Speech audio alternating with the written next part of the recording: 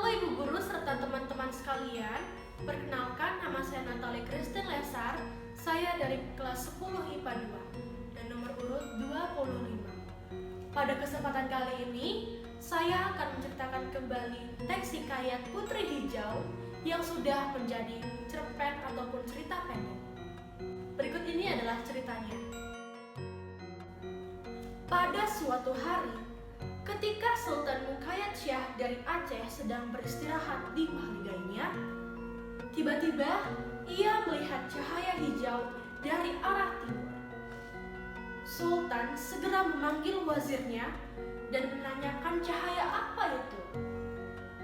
Sang wazir ikut terkejut dan tidak dapat menjawab pertanyaan Sultan. Keesokan paginya, diutuslah seorang kepercayaan Sultan agar menyelidiki cahaya itu. Hasil penyelidikan berkata bahwa cahaya itu berasal dari tubuh Putri Hijau di Deli Tuang. Sultan Muqayyad Shah kemudian jatuh cinta meskipun Sultan belum pernah melihat wajah sang putri. Ia berhasrat ingin meminang putri. Berangkatlah ia menuju ke Deli diiringi oleh pengawal-pengawalnya. Di daerah Deli ada sebuah kerajaan yang bernama Gasing. Kerajaan ini mempunyai perbatasan yang panjangnya dari Teluk Aru hingga sekitar Sungai Rokan. Kerajaan ini selalu mendapat saingan dari kerajaan Aceh yang pada waktu itu sedang sangat jaya. Untuk menghindari bencana lebih jauh, kerajaan ini memindahkan ibu negaranya jauh dari tepi pantai Selat Malaka. Kota yang baru itu diberi nama Deli Tuang. Ketika itu, yang memerintah kerajaan Deli ialah Sultan Sulaiman. Ketika beliau wafat, beliau meninggalkan 3 orang anaknya. Yang sulung bernama Mambang Jazid, yang kedua Putri Hijau, dan yang terakhir bernama Mambang Khayali. Putri Hijau adalah seorang wanita yang cantik wajahnya. Ia dinamakan Putri Hijau karena dari tubuhnya selalu memancarkan cahaya hijau. Lebih-lebih jika ia sedang bermain di dalam taman pada waktu bulan purnama. Ketiga putra-putri Sultan Sulaiman ini dianggap rakyatnya sebagai penjelmaan dewa-dewa dan mereka dipuji sebagai orang-orang sakti. Setibanya di Labuhan, Sultan Muqayyad Shah segera mengirimkan utusan peminangan. Mambang Jazid mengajukan hasrat Sultan Aceh kepada Putri Hijau. Akan tetapi, Putri Hijau menolak lamaran Sultan Muqayyad Shah. Tentu saja, Sultan Aceh amat marah dan ia merasa dihina. Peperangan pun terjadi. Banyak prajurit Aceh yang menjadi korban. Akhirnya, Perdana Menteri Aceh menemukan suatu tipu muslihat yang dianggap akan dapat mengalahkan para prajurit Deli Tuang.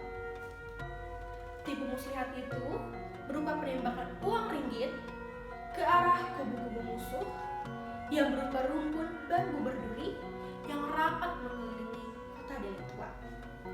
Melihat uang ringgit, rakyat Deli Tuang tanpa berpikir panjang segera memotongi dan menebangi rumput bambu berduri itu. Akibatnya, pertahanan kota Deli Tuang menjadi hancur. Mereka sukar menahan serangan bala tentara Sultan Muqayyad Shah.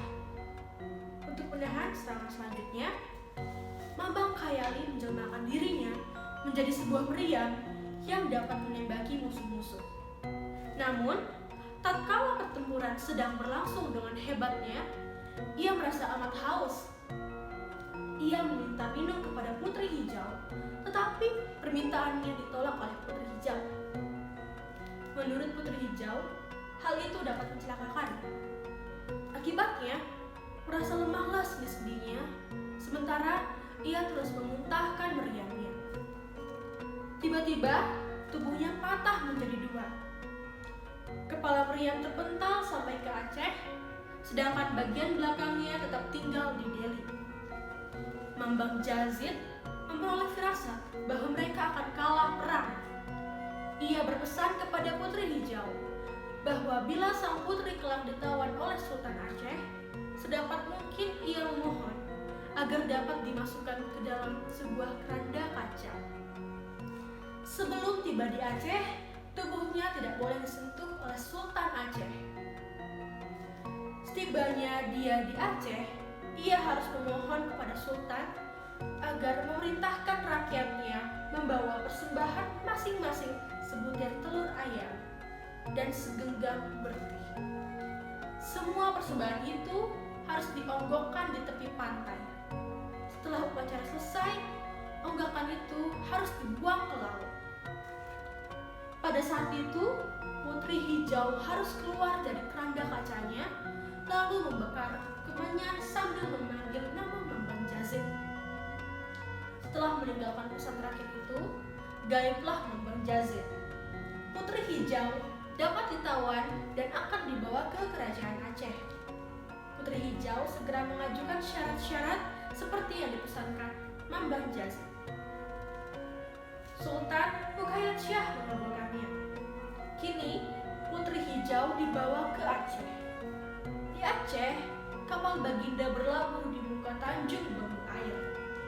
Sultan memerintahkan rakyatnya agar mengadakan upacara persembahan kepada Putri Hijau. Seluruh rakyat memenuhinya. Selesai upacara, Putri Hijau terlihat keluar dari keranda kacanya. Dalam kepulan asap kemenyan, Putri Hijau menyebutkan nama kakaknya. Tiba-tiba, turunlah angin ribut dan hujan lebat disertai halilintar dan gulungan ombak yang amat dahsyatnya. Dunia seakan-akan hampir kiamat. Tiba-tiba, muncullah seekor naga raksasa dari dalam ombak dan langsung menuju ke kapal Sultan Aceh. Dihantamnya kapal itu dengan ekornya hingga kapal terbelah menjadi dua dan karam dengan segera. Sultan Ruqayyah Shah selamat. Dalam keadaan yang kacau itu, Putri Hijau segera kembali ke keranda kacanya, sehingga pada waktu ombak menghantam kapal, ia dapat terapung-apung di atas laut. Sang naga segera meluncur menghampiri keranda itu, lalu mengangkatnya dengan kepalanya dan dibawa ke Selat Malaka. Gerakan itu amat cepat sehingga Sultan Aceh tidak dapat berbuat apa-apa. Ia hanya dapat menenung, merindukan, dan mengenangkan Putri Hijau yang sudah menjadi miliknya tetapi terlepas lagi untuk selamanya. Amanat yang didapat yaitu pentingnya menjaga persatuan dan kesatuan bangsa ketika negara dalam keadaan bahaya. Persatuan, kesatuan, kepentingan, dan keselamatan bangsa ataupun negara di atas kepentingan pribadi ataupun golongan. Demikianlah cerita hikayat Putri Hijau yang sudah diubah menjadi cerpen. Terima kasih telah menonton dan bye-bye!